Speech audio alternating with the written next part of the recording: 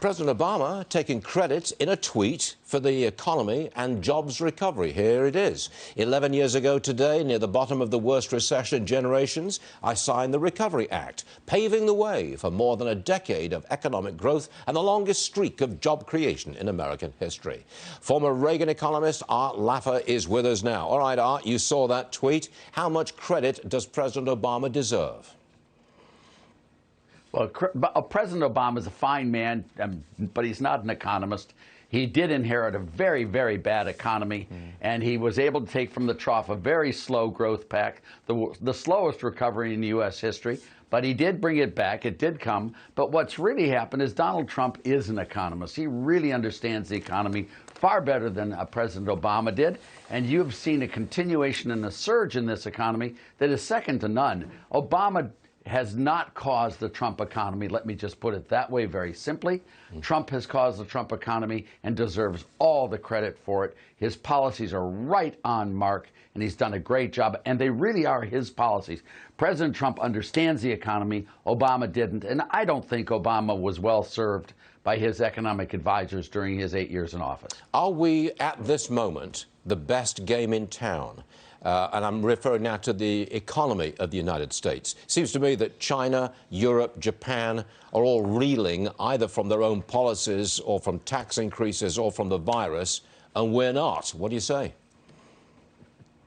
Yeah, I think that's very true. I mean, of all the major countries, there may be some little something somewhere like Morania or something, but this economy is doing really, really well. For a large economy, it's run exceptionally competently, and President Trump deserves all the credit for this. I mean, he has great advisors as well. Larry Kudlow, as you know, and Steve Mnuchin are just phenomenal advisors. They understand the economy, and they fit just perfectly with President Trump, making it just a win-win-win-win for everyone. Trade has come through, tax cuts, deregulation. It's all there. Okay, now that's the economy. Look at the market since President Trump's election. All of the indicators, whether it's the Dow, the S&P, and the Nasdaq, they're on the screen now.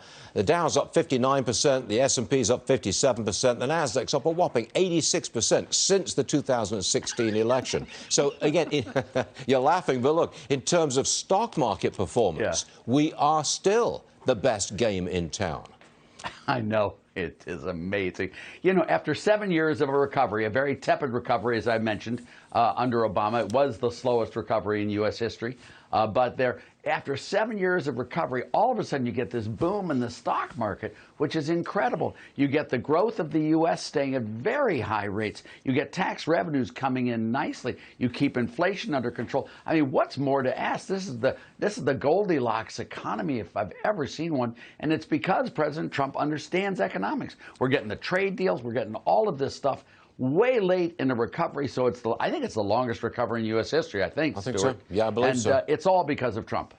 Now, look at this one. It's all because of Trump. Believe me. Okay. This is more ammunition for you. A new Gallup poll says most people say they are better off now than they were 4 years ago. Does that remind you of anyone in your in your past there, Art Laffer? It does. I remember when the president, are you better off than you were 4 years ago with Jimmy Carter? And of course, everyone knew the answer, you know, and then he did it again in '84. I was on the executive committee of the Reagan-Bush Finance Committee back then and on his economic policy advisory board. And when he said, aren't you better off? And of course, everyone knew, yeah, we are. We're much better off. And the same thing is true with Trump. I mean, with Trump, we're much better off than we were. I think that 61%, Stuart, is the highest, right in there along with John F. Kennedy and Ronald Reagan, right at the very tippy top of the performance of that Gallup poll. And it's just amazing, and it's really true. Trump really knows how to do economics, and he's done a great job. Okay, last question, real fast. If any of the front-running Democrats, or any of the Democrats who are in the race, if any of them won, would we still grow the economy? Not if they carried out their promises. We wouldn't. We'd have a terrible crash. The thing that shocks me, Stuart, and if I can be very honest with you, as you know, I've been a Democrat or a Republican over the years. I'm really just economics. I'm a Kennedy Democrat. I voted for Clinton twice. The Democrats don't have to do this suicide economic march. They don't. It's not part of their DNA. It's not part of their history. But all of them have decided that they're going to hate everything that Trump did.